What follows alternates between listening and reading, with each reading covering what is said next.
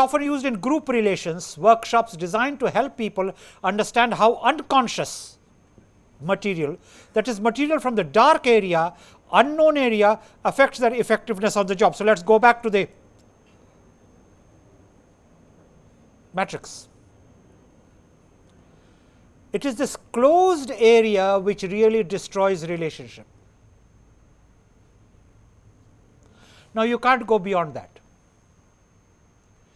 You have to let people know. You see, again, sometimes I refer to my own biographical details, because I can say whatever I wish without anybody taking offense. When I was teaching in St. Stephen's College, we had a common staff room where we collected in between classes to have a cup of tea or just spend some time together. And I had a reputation of being to the point and brief and get on with the task approach. And then I sat there talking and joking about something which had happened about a staff dinner. And as I left with this very dear friend of mine, Sunil Chand, who was teaching English, he said, you know, Vinay, there is something I would like to tell you. I said, if you can't, nobody can. And he said, you know, it is this aspect of your persona which people may like to see more often. And that was a huge feedback. It was my closed area. People did not realize that there was another aspect to my personality. The relevance of that is to say, you may be ruining, damaging, hurting, working suboptimally, because there is something about you which people do not know and they ought to know. That is where you use this. This is used to help people understand how unconscious material, that is material from the dark area, unknown area, affects their effectiveness on the job. So, it is not just the dark area, but also the unknown area, whether it is blind or it is dark or closed, the attempt should be move all to the arena. MBTI, focus on personal styles of individual workers. Now, look, you give the same message to 3 people to deliver, they will deliver it in 3 different ways. We had a deputy director in this institute, and he and his wife were very kind to me, and I used to spend some of my leisure time or time when I was going through a cathartic experience talking to them. And we got along very well together. My wife and I were very fond of the couple. And one day I happened to visit them alone, and his wife said, okay, Dr. Gautam, now what is the first thing what you want to say? What is the second thing what you want to say? What is the third thing you want to say? I said, what is it? She said, oh, it hasn't, the penny hasn't dropped, has it? I said, no, it didn't. So he said, you know, whenever you talk, you say, I have to say 3 things, or I have to say 4 things, first, second, third. So I thought I'll save you the exercise and tell you, okay, your first thing first. I said, you're embarrassing me. So she said, well, am I not older to you? I said, of course you are older to me. And then I said, but you are prettier too. He said, doesn't work with me, doesn't work with me at all. The important thing is, now we can leave the rest of the conversation out. Personal styles affect conversation. Everything is a signature. The way you dress is a signature, the way you talk is a signature, the way you give an illustration is a signature. In fact, many people often tell me, you did that draft, didn't you? I said, but I didn't sign it. He said, you don't have to sign it. What you write is so clearly your style that nobody else would write that way. So, whenever I have to do a public draft which somebody else wants to sign, I have to make conscious effort to talk in the way that person talks. All these illustrations meant to prove to you a very simple point. You are your style. MBTI has tried to capture that. Its access to theory, behavior is affected by the way a person takes in process and reacts to the information available. You see, all of us at the end of the day are predictable creatures. People who know us know exactly what provokes us. People who know us know exactly what pleases us. and believe me, you don't even have to be a psychologist to do that. Those of us who have brought up little children know what wonderful psychologists kids of 4 or 5 or 6 make. When they want to ingratiate themselves, they smile. When the smile doesn't work, they cry. When the crying doesn't work, they yell. When the yelling doesn't work, they throw a tantrum, and when nothing works, they destroy. But your attention they will get. Now, they never went to a psychology MA class. You are born that way. Any major discipline is rooted in the natural instincts of man. Take it from me. And that which is not rooted in the natural instincts of man will not grow up into a discipline. MBTI rates individuals on 8 dimensions: extraversion and introversion. This has a source of energy.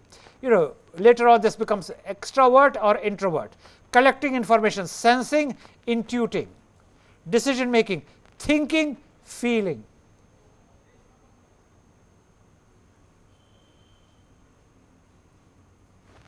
Now, this is where there have been gender stereotypes created, and sometimes I feel quite erroneously. We will get into the male, female, mother, father syndrome when we come to transactional analysis. Please remember, as I told you once, what is labeled as male or what is labeled as female is not necessarily a physiological phenomena. These are captions, and by popular perceptions attributed to males or females. I have seen a lot of males with nothing else but a lot of female attributes, and I have seen a lot of females with nothing else but a lot of male attributes. Obviously, for the sake of the medium I am currently using, you do not expect me to name one, but if you think of it, you will be able to cite a lot of women which may be physiologically a woman, but really are quite masculine in their thought process, whatever, and vice versa. I have seen men break into tears just as often as women do. Therefore, what is the message I want to give you? What is the purpose of my saying it? Please break beyond gender stereotypes. Not because I am preaching gender equity, desirable as it may be. Gender stereotypes are all bunkum. There is no scientific basis to assuming that there are gender stereotypes. I much prefer to deal with them as labels of a lot of attributes. You put together a set of labels and you say these are female attributes. You could have called them just as well chair attributes, or you could have just as well called them sky attributes. It would have meant the same thing. It is like giving a name. Understanding the world, judging, perceiving. These are 2 different things. I received a mail today, as I often do during the day's course runs, about somebody who wants to set up a world class institute. So, he must get my opinion. The trouble is, there are so many world class institutions being set up every day, I find it totally difficult to keep pace with them. So, I have created a 10-point item. Are there enough teachers for the world class schools which are being set up? And I have now got into the habit of just copying and pasting them as a reply. And I said, at my point of time in life and being the fudgy-dudgy I am, and since you are so enthusiastic and since I am so impressed by your proposal, I can't ignore it, but all the same I want you to spend some time looking at the fundamental issues, sugar coating it the best I can, and I gave those 10 issues. And I have sent that letter off to 2 people today. Ultimately, let me tell you, a world class institution is made as much by its students as by its faculty. And you can't have a world class institutions with people running around for nothing more than placement. That is not the description of a world class institution. How many faculty are capable of earning a PhD by making a contribution to knowledge? What is a PhD about? I am not suggesting any answers, but the question has to be asked. How long do you evade this question? So, judging, that is judging. Perceiving, that is the way you understand it. Then MBTI styles according to managerial styles according to MDPI, and here you have the works. Go to an MBTI workshop, they will be happy to receive your money, and you will learn to use something which everyone else is using. For our purposes, all I want you to know is this is a study in styles. The trouble is you can't use it where you want to use it most. Administer a questionnaire to your boss to understand his style. The farthest you will ever get is giving it to one of your subordinates. It is pointless studying his style because he will be falling in place anyhow. Anyway, if I did not tell you about MDI, you would feel cheated. What are the again, like I did for Johari window. Applications of MBTI can be used for determining the fitness of a person for a particular job. They keep talking of it, they claim they do it, I have never seen it happen. Now, this is not condemning MBTI, maybe you have seen the wrong examples. So, I do not want you any one of you writing back to me that I tried MBTI for recruitment purposes and it worked marvelously. Of course, you are right. My answer is you are right even before you write to me. Like everyone else, I am a growing person. Remember what I said? I have not seen it being used. Now, I can't be more careful than that. But then MBTI is good consulting assignment like ERP, huge money there. Everyone is an ERP consult. I am sure all of you know what is ERP. In case you do not find out, go through a Google search to find out what is ERP. We are the only country which still practices ERP after the person who founded ERP said it does not work. But we are still consulting and creating organizations over ERP. I do not want to get into a discussion all this because these are intervention strategies, and believe me, like anything else, popular perceptions determines the efficacy of an intervention. Yoga was there even before Ramdev Baba came. Look at what he has done. He transformed it. I mean, they are all rushing now to Haridwar. And mind you, there were patches even before Swami Ramadev or Baba Ramadev or however you call him. 20 years, 30 years ago, Yogi Brahmachari used to be on the television just as frequently as the present one, and he used to have an accompaniment on the television, some dolly who used to ask him questions and he used to respond, and yoga again became very popular. What I am saying is even a truth needs good projection to become a fashion.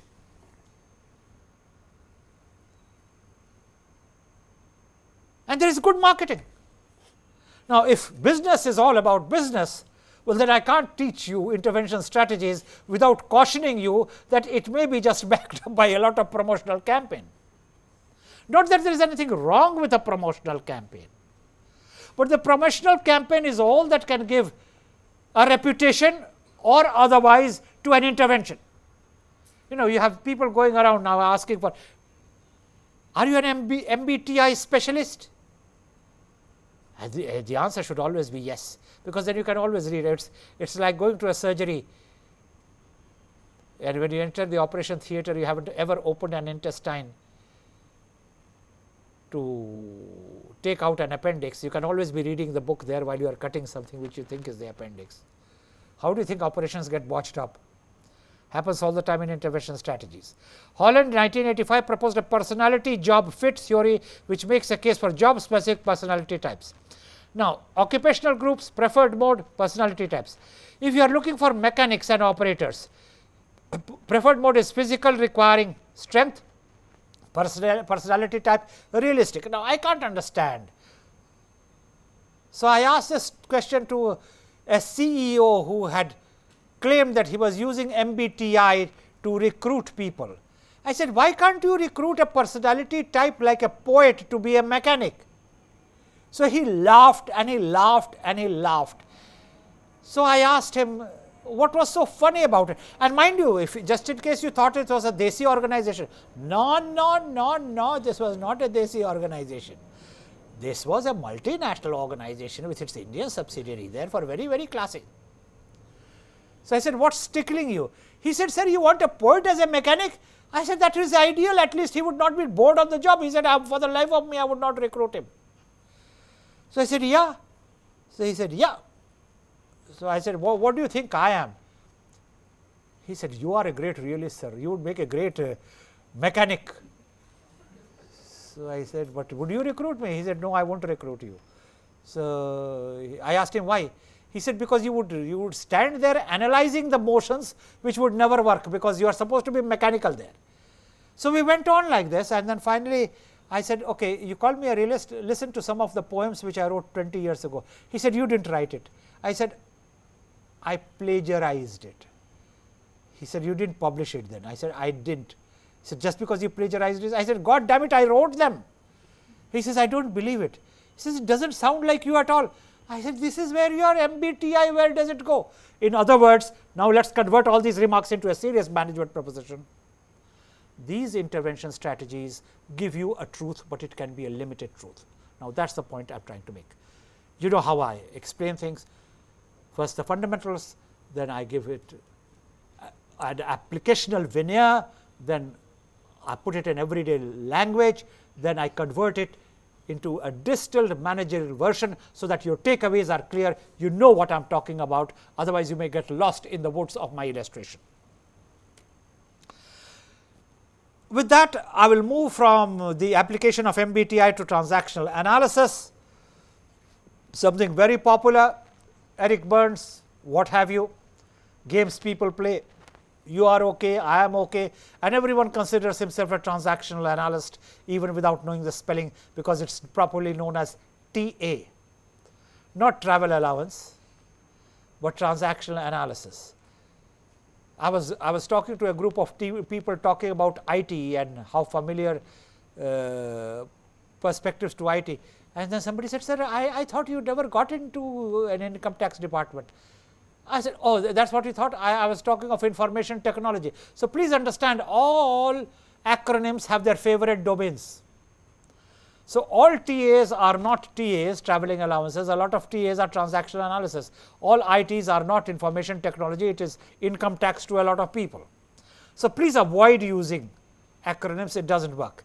There are 4 kinds of analysis, because it is used to change the organization culture by increasing people's awareness of their interpersonal interactions. There are 4 kinds of analysis: structural analysis, transactional analysis, game analysis, script analysis, and I can add more to it. Now, let us begin at the bottom, script analysis. Why do so many girls talk like their mothers? Why do so many children talk like their parents? That is the script which they have been given.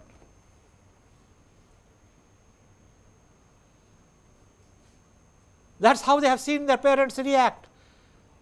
So that is the script handed down. Now, you can get over it, provided you are conscious that this script is handed down to you. You are speaking that kind of language because that is the language you grew up with. Then, of course, there is the game analysis. Everyone is believing he is smarter, he is cleverer, we have discussed all that. I did not discuss that all over again. Let me quickly talk a little bit about structural analysis and transactional analysis. Transactional analysis believes that there are 3 ego states: parent, adult, child. Now, you do not have to be a parent to have the parent ego state. Remember what I was saying, these are labels. Parent ego state has certain characteristics. You can have a child with a parent ego state, a physical child. You can have an adult with a child ego state. So, these are ego states: parent, adult, child, and that transaction alone succeeds, which is complementary. A parent ego state wants a child ego state.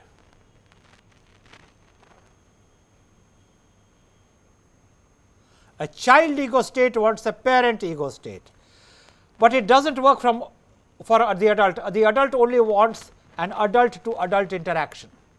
Now, that is all you need about transactional analysis. In case any one of you specialize in organization management, then all this will come back to you in a course on organization development. Then there are ulterior transactions. You know, you are sitting with your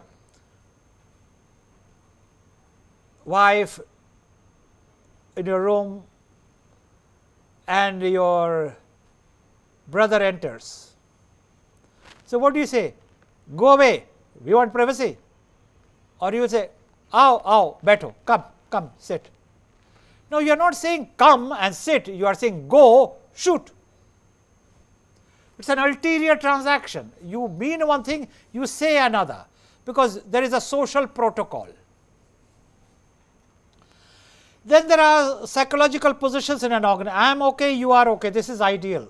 But most people do not belong here. You know, it is again like the Johari window. I am okay, you are not okay. Now, why don't you learn? Why don't you become a little more like me? Because I am the best. Or better still, I am not okay, you are the boss, you teach me, sir.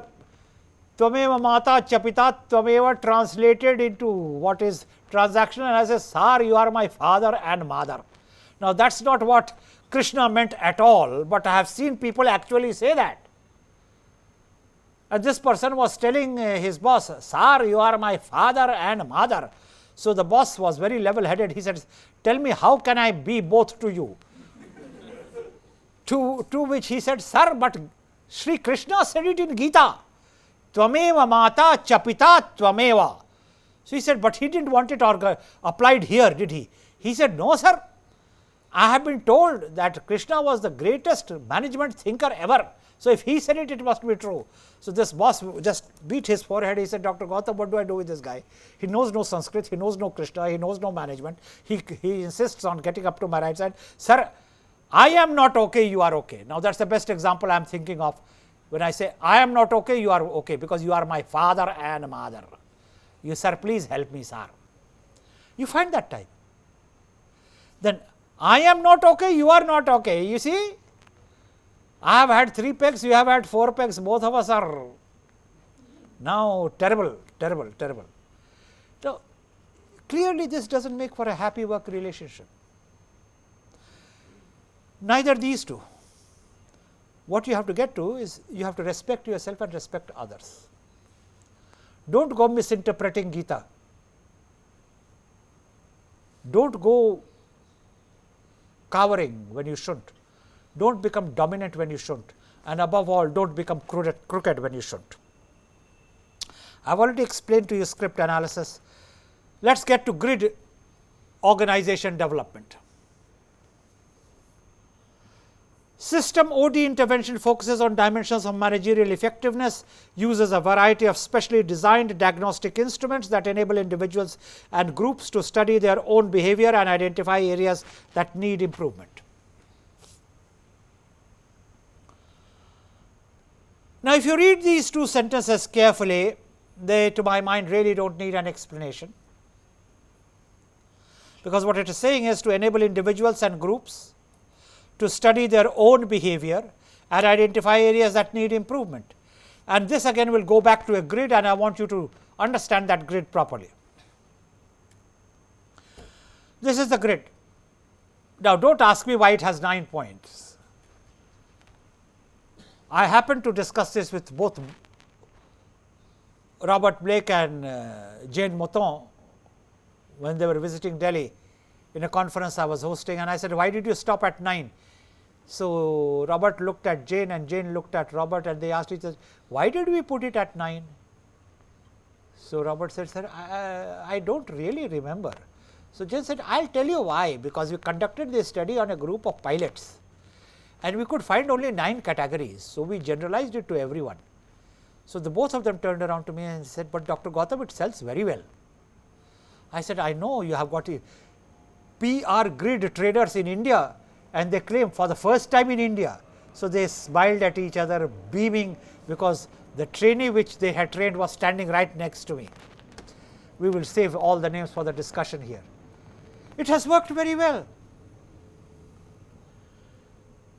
Now, of course, they are no longer around, but what they had said is, you have got concern for people and concern for results, and I have already guarded myself against you writing in a question and saying, why 9? Do not ask that question, there are no answers. It is just settled at 9.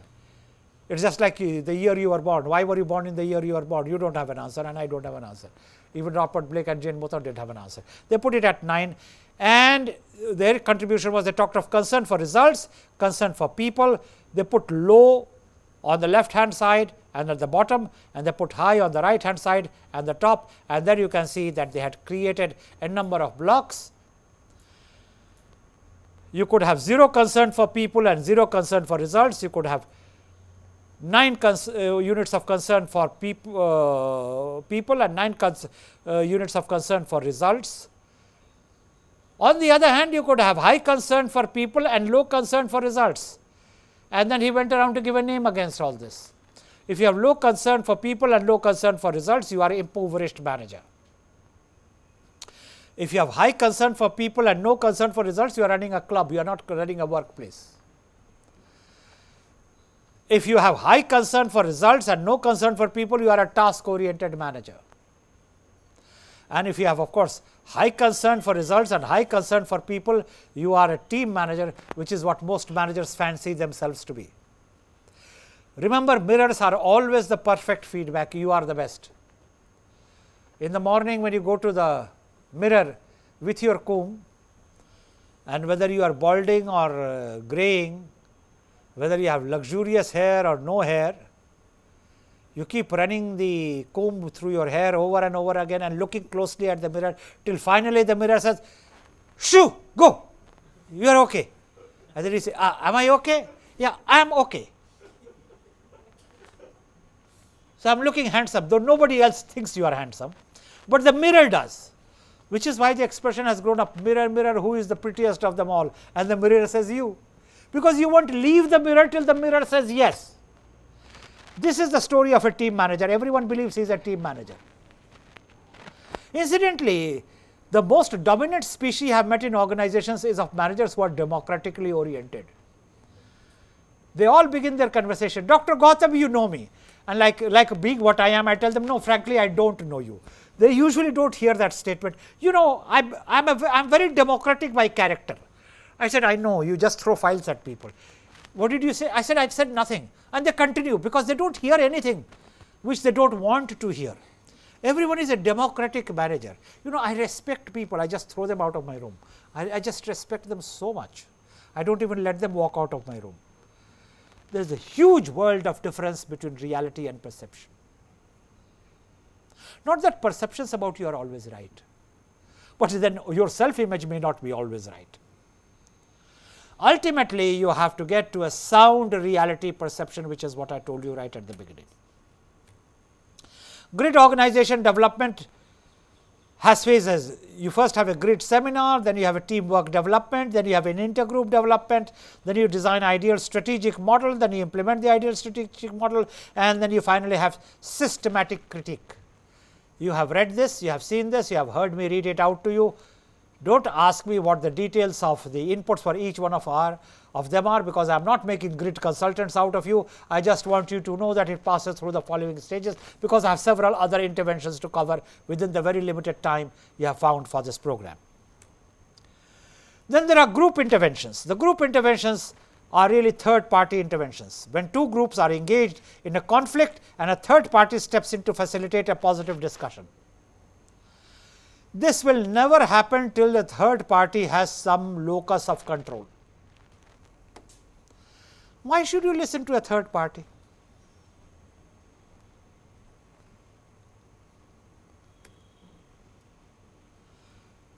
My own feeling is that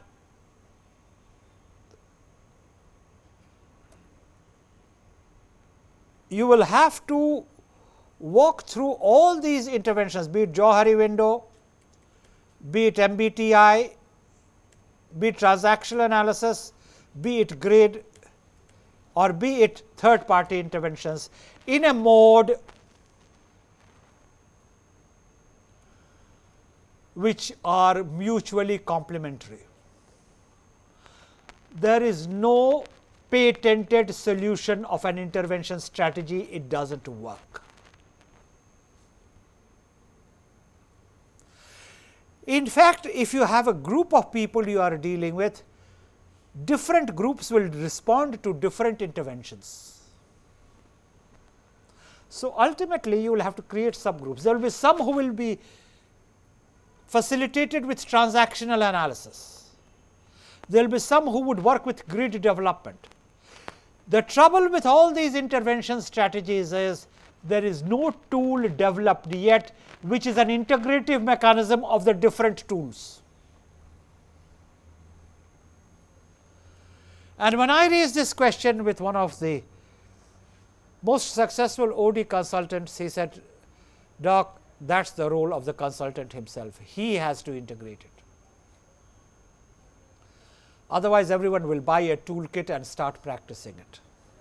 The difference between a successful consultant and an unsuccessful consultant, and he knows which intervention to practice when, which intervention to combine with which other intervention, and how do you create the seamlessness between the two or amongst the three, depending upon how many you choose.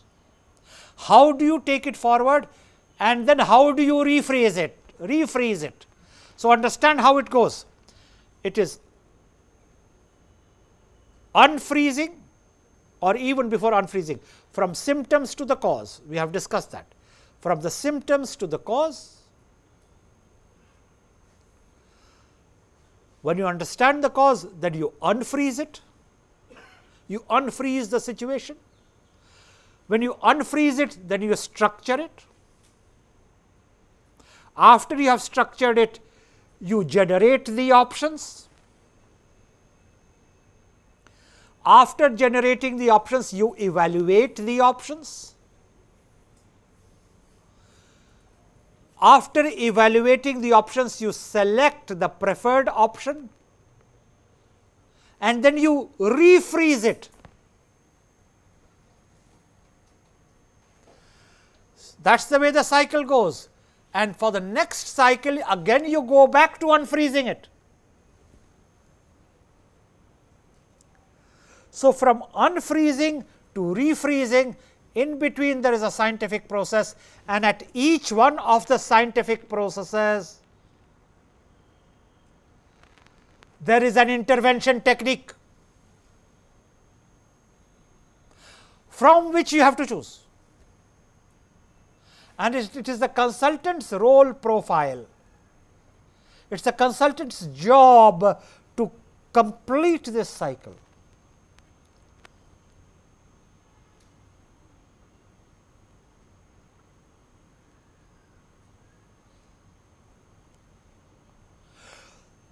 So, to practice intervention strategies, it is not just enough to know the toolbox. It is always important as a precursor activity to be capable of diagnosis, and as a follow-up activity of stabilizing the change. So, diagnostic skills helps you to get into the system. Stabilizing the change makes you work the system again.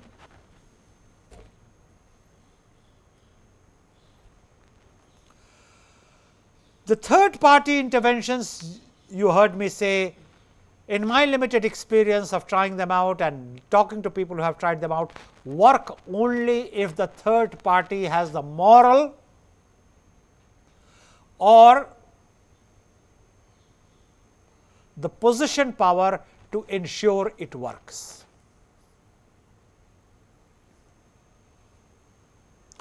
The three basic components of a third party intervention are confrontation. Here, what are you both up to? Come here. Sit down. That is confrontation.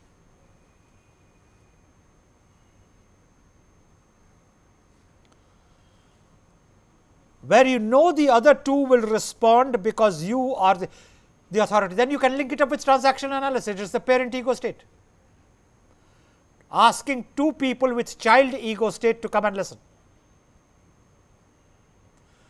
You can't beam it at a person with an adult ego stage, because the adult ego stage may turn around and say, "Excuse me, sir, what is it to you?"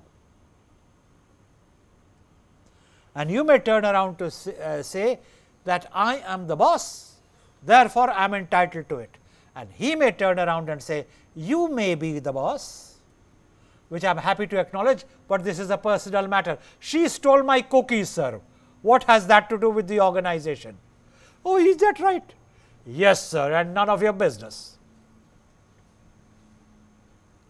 So, you see how different techniques have to be put together to work, even for a third party intervention. If you are getting the ego state wrong, you may have just the backfire which you would like to face. So, do not oversimplify these interventions, and do not misconstrue or interpret a statement which I am making when I say that to implement third party interventions you must have the necessary authority, be it referent or position power. It does not mean that authority is enough. It is a necessary condition, it is not a sufficient condition. And people who wish to understand management should certainly be familiar with the difference between what is a necessary condition and what is a sufficient condition. Then there is the question of a diagnosis, substantive and emotional issues. People facing divorce, people facing resignation, people facing sacking, people facing retrenchment, people facing transfer, all sorts of personal and professional issues. They happen all the time. Now, well might you ask, why are you bringing divorce into it? Oh, very much so, because people carry their outside work problems onto work problems. And you may need a third party intervention just to adjust your working hours, to be able to get back home when your spouse is not throwing things at you. Remember, workplace is a great citadel of safety.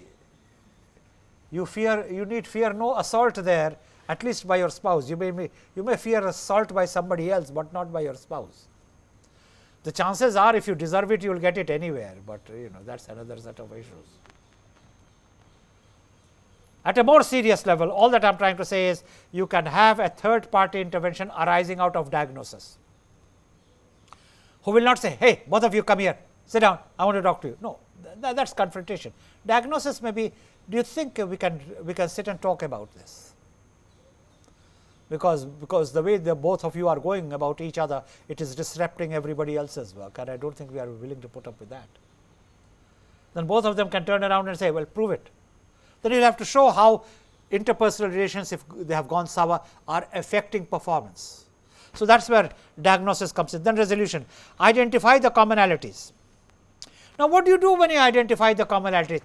Look, both of you are from St. Columbus, both of you are from St. Stephen's, both of you have gone to Cambridge. Ah, really? So, you show that both of you have the same pedigree. Do not turn around and say both of you have the same father, and you may get into a lot of trouble on account of that. Establishing commonality is always a good point to begin with. Now, at a serious level, it helps you to evoke values. It helps you to appeal to the noble and put people together. So, there is a cyclical model of interpersonal conflict: issues, triggering events, behavior, consequences, issues, triggering events, behavior, consequences, and so it goes on. When does a couple stop quarreling? When they have run out of energy. Then you can both go and have your grape juice, fermented or otherwise, and after you have regained your energy, now let us get back to it. A lot of things are very cyclical.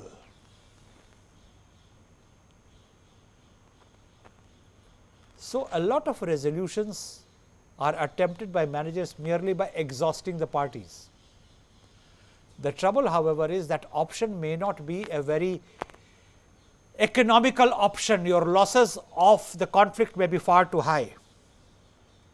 Now, I do not take credit for this graph. It is Mr. Walton, who in 1987 drew this graph, and I faintly suspect that he had gone to some electrical engineering classes, because he knew fluctuations and he could understand what is the dissonance in a system and how to stabilize it. Those of you who are electrical engineers would understand it. Those of you who are not electrical engineers, do not worry about it, even the electrical engineers do not understand it. So far as human relations are concerned. Now, of course, another matrix. So, you are having enough for your takeaway today in terms of specificity and in terms of understanding elements of cycle of conflict and objectives of conflict dialogue. Elements of conflict, what are the issues? How the diagnostic objectives, the action objectives. We shall get back to this after a while.